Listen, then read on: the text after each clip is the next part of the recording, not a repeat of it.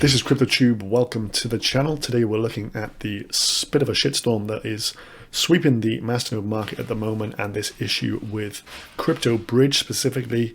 CryptoBridge pretty much saying do a KYC or we are keeping your crypto. So they actually announced on the 1st of October that from the 1st of October, so no grace period given, that they were ensuring KYC is completed by all customers in order to do absolutely anything on their site. So much for them being a decentralized exchange. They've pretty much locked up our crypto. I'm going to show you how you can actually get around this though today, because there is a way to use the Bitshares network to remove your coins. So we'll do that, but obviously this has gone down really badly with the community. A bit of background to this. So EU regulation that came in at the start of this year, and this is an article based on local Bitcoins, but it's all relevant. So the 5th anti-money laundering directive, these changes came into place on March the 18th, and it ensures that under anti-money laundering, that every person who is taking part in cryptocurrency exchange, or if they are custodian of wallets, they have to have a KYC in place.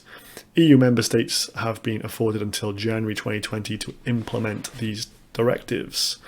So CryptoBridge would have until the start of the year to actually implement this, but they seem to have just drawn a line as at the 1st of October.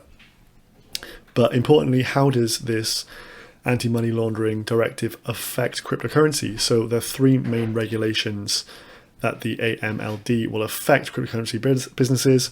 First, it requires cryptocurrencies to submit suspicious activity reports and perform customer due diligence, also known as Know Your Customer.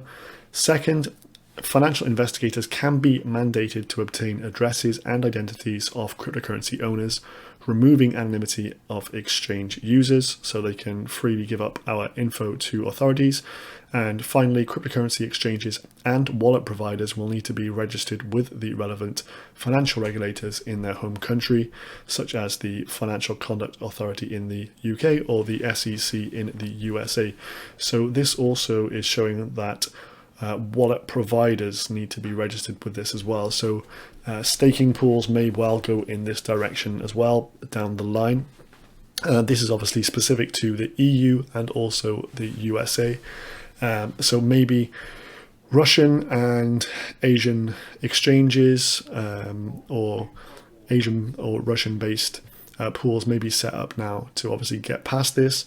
So maybe the likes of GraviX as an exchange may come to be the new home for a lot of these coins, because obviously a load of these coins, their only market is CryptoBridge at the moment. So this could kill off a lot of coins potentially.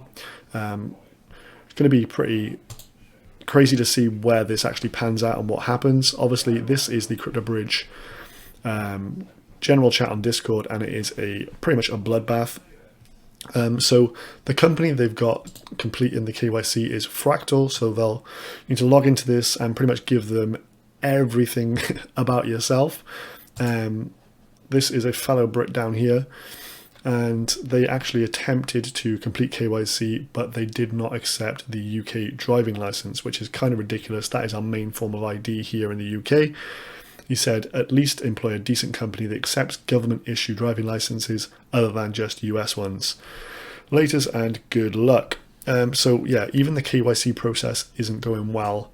If you wanted to participate in this, personally, I will not be participating in this, and I don't think that you should have to.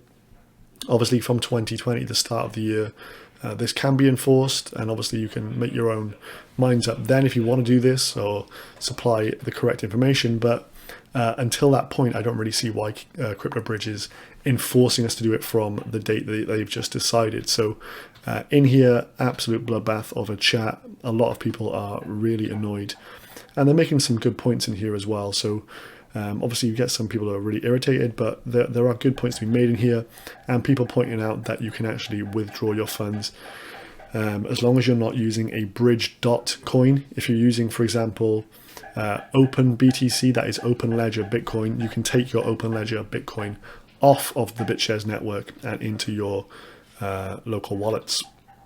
So that's what we're going to look at today. There is, of course, a bit of a differentiation in the price for Bitcoin, for open Bitcoin as compared to bridge Bitcoin. So as you can see, obviously they would be 1-to-1 parity as they're the same asset technically, but as you can see there is a disparity in there as well, so a few percent difference. So what we're going to do is actually see how you go about doing that today. So if you've got a CryptoBridge account, you don't obviously, you're just leveraging the Bitshares. This is just a front-end user interface for the Bitshares network. So your password for CryptoBridge will work on the Bitshares network. So from the 1st of October, I shouldn't have had any like activity because I wouldn't be able to make any trades without completing their KYC. Obviously, if you go to log in, just do that now, and you'll see the pop-up down here just above my head. And you can't actually do anything unless you complete that over on CryptoBridge. But as you can see, I've got activity over the last couple of days, selling, buying, transferring stuff off. So what you need to do is go to this website, which is wallet.bitshares.org, and then you are on the Bitshares network directly. Same credentials to log in here. Get yourself on here then, and you can actually access your funds. The ways in which you can actually take your funds off, you can either withdraw via Bitshares, so you would need to trade your altcoin for BTC. It could be any type of BTC, and then to Bitshares and withdraw via Bitshares.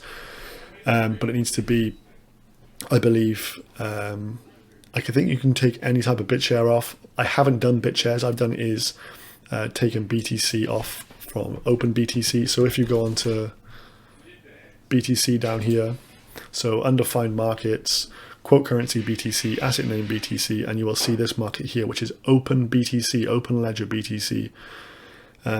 So this is the one that you want to actually withdraw through. So you can trade your Bridge BTC for Open BTC. So trade your altcoins as you normally want to, trade them for Bridge BTC because that's the markets that are easily available. Build up your Satoshis, and then you can come and sell them on here. And you can see my trades on here. By the time I actually come to moving my funds about, it was only around 600,000 Satoshis, so it was not a lot, probably about $45 I think at the moment, which isn't a great deal of money, but still I wanted to get it off here. I don't like leaving money on exchanges, not primarily for this kind of reason, but just for safety in general. But the fact that this can happen obviously is a bit of a kick in the teeth. So if you trade your Bridge BTC for Open BTC, obviously you could just put it into the sell side and hope it gets filled. I put it directly into a buy order just to get it off as quickly as possible. You are going to take a bit of a hit, so roughly 2% there. And then when you want to withdraw your funds, if you come to withdraw, and you need to ensure that Open Ledger BTC is what's selected, obviously enter your full amount of Open BTC, withdraw it to your Open Ledger address. If you've got a Ledger Nano, that is ideal. That's what I did. But then you're going to be stung as the gateway fee for Open BTC is now up to 90,000 Satoshis. So you're going to take a hit. So my advice would be to obviously sell up all your cryptocurrency at once and then transfer it off in one go. Don't do it in multiple stages because you're going to have to pay that 90,000 Satoshi fee every single time you withdraw some Bitcoin. So it's a pain, obviously annoying, but it looks to be the only way that you can get your funds off at the moment. In terms of the chat going on here, obviously people are getting annoyed, asking questions as to why there was no grace period. Like this is kind of saying we're guilty until proven innocent. We're all money launderers until we can prove otherwise by giving our KYC information up. And they want, for example, our passport numbers, our national insurance numbers. You should not be giving those kind of things over the internet. I'm not being funny. I would never do that in my life. That is seriously dangerous. I don't care if this company's got a good reputation or not. I would not be submitting my passport details to this third party that I've never heard of before. They may have a good reputation. I don't really know, but I would not feel comfortable in doing this. I know a lot of people have just written off their funds on CryptoBridge right now and just drawn a line under it, said, tough. You won't see me again, goodbye kind of thing.